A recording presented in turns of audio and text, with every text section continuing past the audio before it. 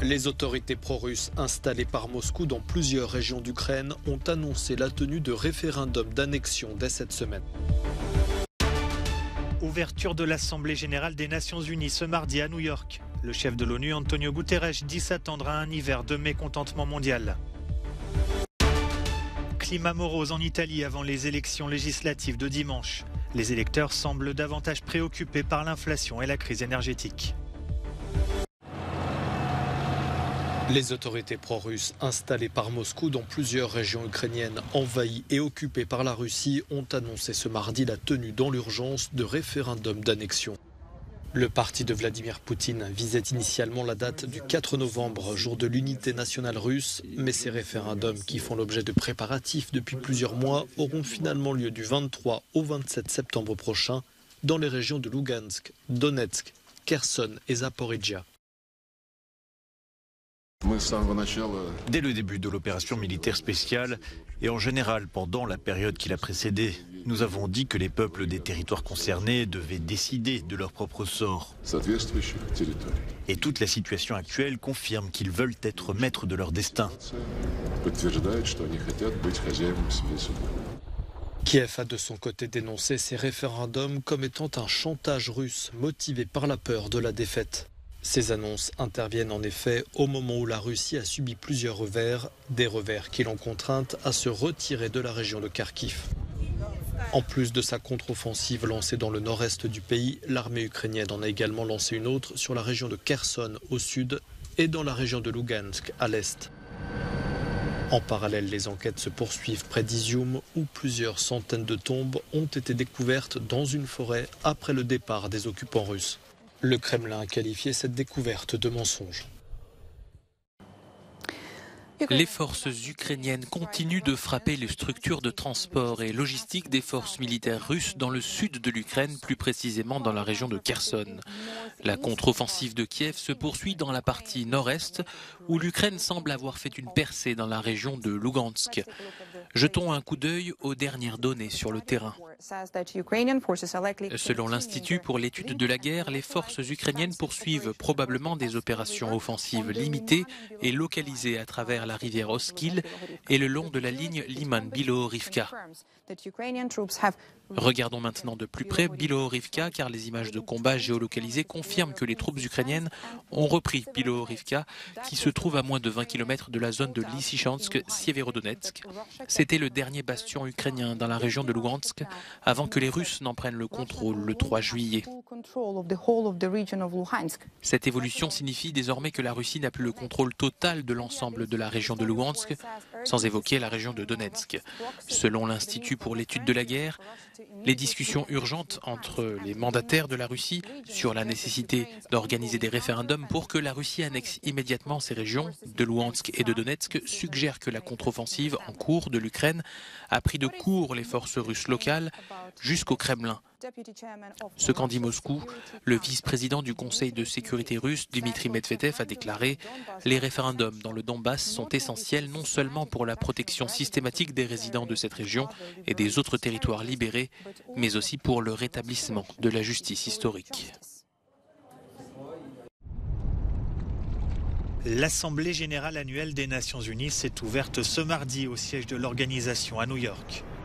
Au programme des discussions notamment la guerre en Ukraine, les crises alimentaires et énergétiques, le climat ou encore la pandémie de Covid-19. Lors de son discours d'ouverture, le secrétaire général de l'ONU, Antonio Guterres, a tiré la sonnette d'alarme. Ne nous faisons pas d'illusions, a-t-il déclaré. Nous sommes dans une mer agitée. Un hiver de mécontentement mondial se profile à l'horizon. La crise du coût de la vie fait rage. La confiance s'effrite. Les inégalités explosent et notre planète brûle. Les gens souffrent et les plus vulnérables sont les plus touchés.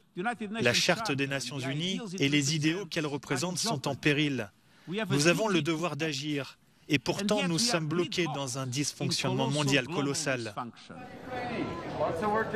Durant plusieurs jours, des dizaines de chefs d'État et de gouvernement du monde entier vont prendre la parole. Ce mardi, le président français Emmanuel Macron s'est entretenu avec son homologue iranien Ebrahim Raïssi lors d'une rencontre bilatérale en marge de l'Assemblée. Depuis plusieurs mois, L'Europe mène des efforts diplomatiques pour tenter de relancer l'accord sur le nucléaire iranien.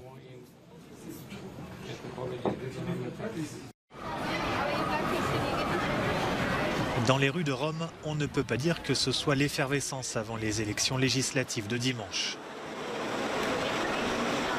Au moment où la campagne se termine en Italie pour les différents partis, certains électeurs semblent fatalistes face à la crise énergétique et à la récession économique qui couve.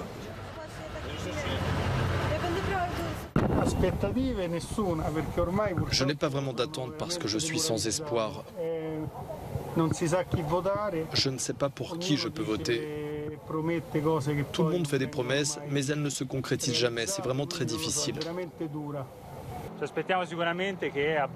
On attend d'eux qu'ils réduisent les coûts de l'énergie, du gaz, qu'ils réduisent les factures. Sincèrement, ce n'est pas viable. Il est difficile de joindre les deux bouts avec ces prix. Les prix des aliments dans les supermarchés ont aussi beaucoup augmenté.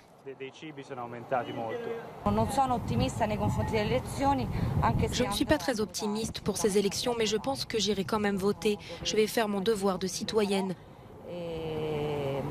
Vous n'avez pas beaucoup d'espoir?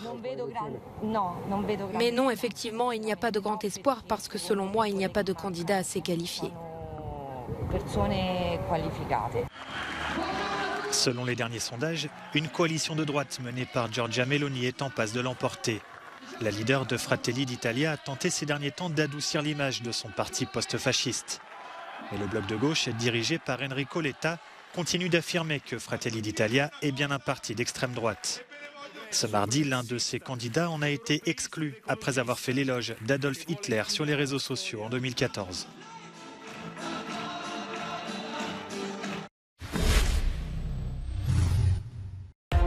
Aux Pays-Bas, le gouvernement a dévoilé un plan de 17,2 milliards d'euros pour soutenir le pouvoir d'achat miné par la hausse des prix de l'électricité, du gaz et de l'alimentation.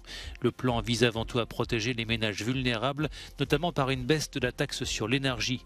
Selon plusieurs études d'opinion, la confiance des Néerlandais dans leurs responsables politiques est à des niveaux historiquement bas. Le Sénat espagnol donne son feu vert à l'adhésion de la Finlande et de la Suède à l'OTAN, allant ainsi dans le sens de l'Assemblée nationale qui avait déjà approuvé la semaine dernière l'entrée des deux pays nordiques dans l'Alliance atlantique. En réponse à l'invasion russe de l'Ukraine, la Suède et la Finlande avaient soumis en mai dernier leur candidature à l'OTAN qui doit être approuvée dans les 30 pays membres de l'Alliance. L'ouragan Fiona menaçait ce mardi les îles turques et caïques, un territoire britannique au sud-est des Bahamas, où les habitants ont été appelés à se confiner face au risque de vents violents et d'inondations. Désormais classé en catégorie 3, ce premier ouragan majeur de la saison a déjà causé la mort de 5 personnes et provoqué d'importants dégâts à Porto Rico, en République dominicaine et en Guadeloupe. En 2 ans, la pandémie de Covid-19 a mis à mal la lutte contre le cancer en Europe. C'est la raison pour laquelle la Commission européenne propose une nouvelle initiative pour renforcer la prévention, la détection et les traitements. Elle recommande aux États membres d'augmenter le nombre de dépistages, d'ouvrir davantage les groupes cibles. Pour l'institution, il y a urgence. En 2020, 6 types de cancers représentaient 51% des cas. Pour vaincre la maladie, la Commission propose d'ici 2025 le dépistage de 90% des personnes remplissant les conditions pour le cancer du sein, du col de l'utérus et le cancer colorectal. La commissaire européenne en charge de la santé explique que l'Union est prête à engager 100 millions d'euros pour mieux dépister la maladie. Au bout du compte, ce que nous essayons de faire ici, c'est de changer la réalité des cancers au sein de l'Union européenne. Les programmes de dépistage sont fondamentaux pour cela car un diagnostic précoce sauve des vies.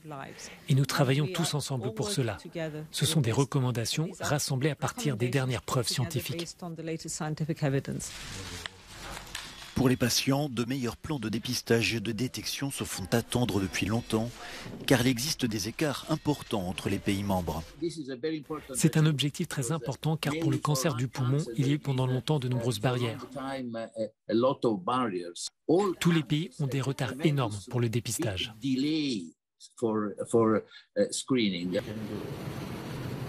La stratégie de la Commission veut étendre le dépistage ciblé à d'autres cancers, notamment celui de la prostate, du poumon et de l'estomac.